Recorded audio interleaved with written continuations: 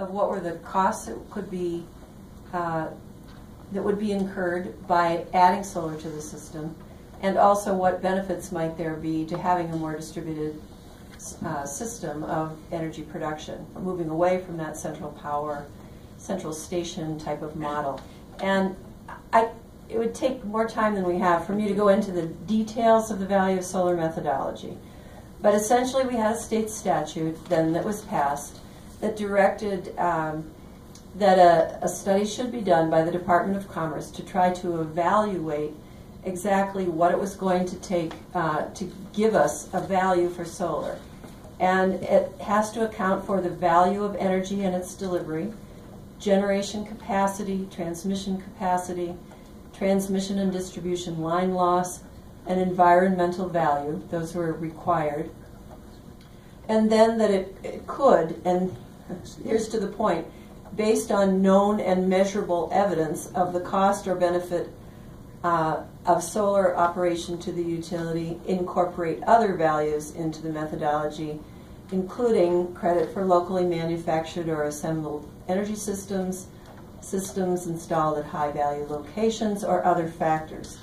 So this became a clear direction to the Department of Commerce, which then hired a very skilled engineer to lead the process, to try to work with the utilities and other stakeholders to put a cost on the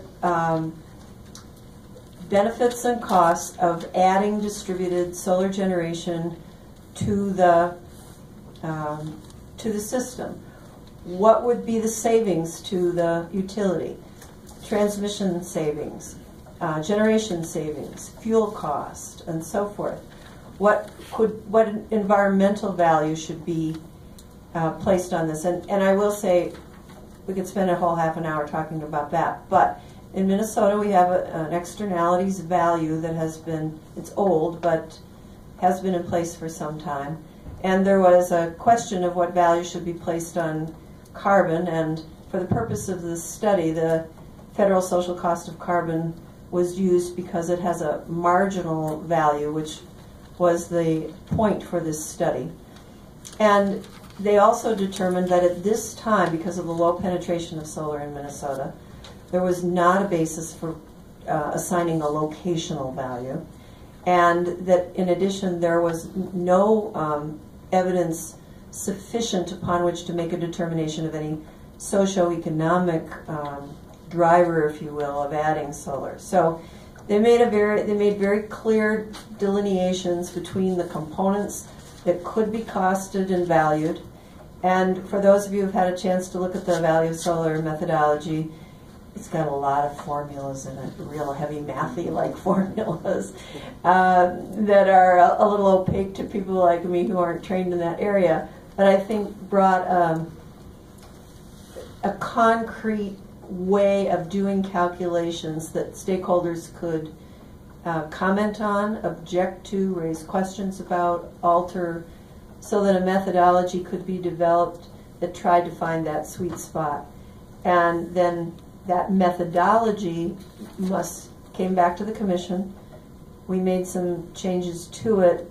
However, the statute said the changes had to be made with the approval of the Department of Commerce, which I think was a good thing because, again, it took it a little out of the political arena and made it be fact-based.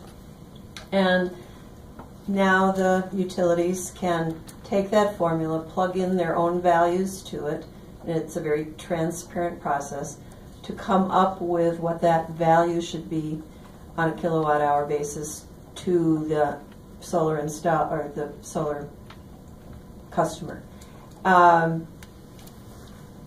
It's voluntary, and up to this point, none of the utilities have chosen to offer it. But interestingly, it came in a little lower, I think, than the solar industry anticipated, and so there hasn't been, how shall I say, a groundswell of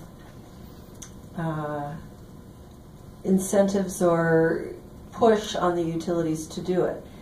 I think there are a number of reasons why that's the case, and perhaps we can get into it, but in any event, now there's a very transparent formula to be applied to determine what that value of solar would be to the public utility of solar installations on their system. I'll stop there, and if you have more specific questions, I'll try to answer. Commissioner Rod, any questions?